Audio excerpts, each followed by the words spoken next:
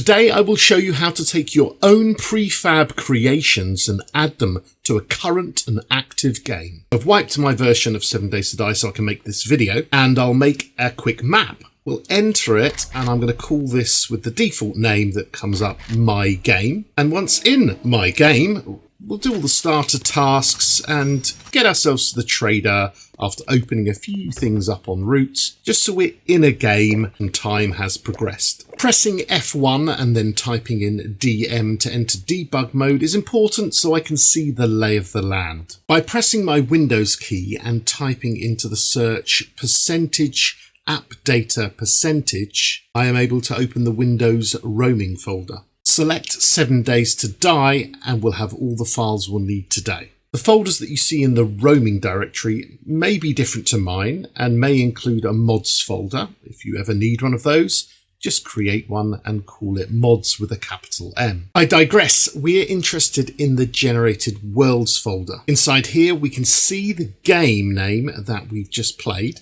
and the files within. So we're going to mess with the existing files in your game. So it's very important that you take a backup of the game folder. I've already left the game and now I'm going to enter the editing tools. And this is where you might want to create your prefab, maybe a horde base. For demonstration today, I've just made a quick and simple version of my logo. Instead of using the editor, you can actually extract something that you've built within the actual game. If you'd like a video on that, please comment below. And if you can hit the free subscribe button, it makes an amazing difference to the way this channel is seen on YouTube. If you have hit the button, thank you for your support. I'm now going to go back into the editing tools, but this time hit World Editor. We can see both the original generated world and the backup we created. What we can't do is click on My Game and edit that directly. So we're just going to edit the original generated world file. Now in the editor, I'm going to locate the trader rect that I want, find a suitable area to place our own prefab. Pointing at the ground, I'm going to press the Z key to make this little blue box appear. Then by pressing escape and then clicking on the prefab browser tab at the top, we can search for our own local prefab and click on place. Pressing X will rotate it by 90 degrees, and by holding down the G key, we can then use the arrows to move it in the position that we want. When you're happy with your placement, press escape and then click on apply. Don't forget to hit save,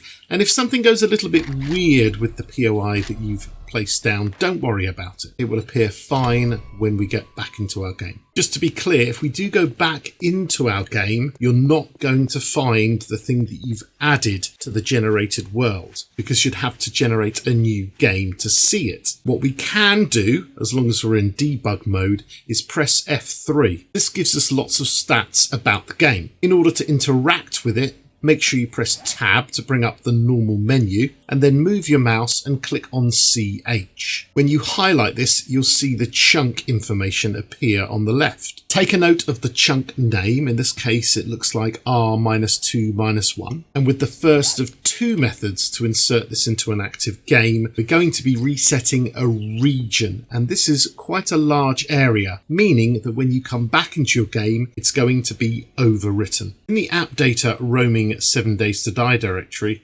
there is a folder called Saves. If we go in here, we can see our map, Zukulu County. If I double click on here, we can see there are two games that have appeared. There is My Game, and because we've been in the world editor, it's also created one here. If I go into the world editor one, there is no region files, whereas if I go back to My Game, then there are some region files. And these are what we want to change. There's a trick we can use by creating a new game called World Editor, and it will generate the region files that we need. Now this is the most important backup of them all. Make sure that you are backing up your actual saves, because if anything goes wrong, then you'll be able to delete this one here and rename this one to anything you want to get back to where you were. So let's start a new game, but call it World Editor. And when we get in, we'll be in just the right place to see our prefab inserted into the game. Again, I'm going to check the chunk setting and make sure that I know the number. Once I've exited that game, I'm going to locate the new region files that have appeared in the saves for World Editor. If I copy the exact region file from World Editor back into my current game, then with a quick exit and return, just to make sure, we can now continue my game and find our prefab right next to the trader. It's always best to find a completely flat surface in order to place your POI, or it will end up digging out little areas of the ground. So we have reset an entire region tile. This is certainly the safest way to do it, but of course if you have other players that have built something, it could cause a problem as all of their stuff will be deleted. So instead of a region, I'm going to show you how to just reset a chunk. So just like before in the World Editor, I'm going to place my logo right outside the trader on the road, always remembering to hit apply and save. There's no need to move region tiles this time, but as always, it's worth restarting the game. Now we enter my game, our live and current game. I of course have debug mode activated, and I can't see the logo prefab that I placed outside the trader. I need to walk up to the exact place where I think it should be, press F1, and then type in CR space F, meaning chunk reset full. And as you can see, in the chunk that I'm standing in, some of the prefab that I want has appeared. So if I repeat this while standing in the next chunk, everything appears. This is a simpler method that doesn't reset such a large area of the map. You can see those chunk areas by bringing up the chunk lines. Again, if you want a video of that, please say in the comments.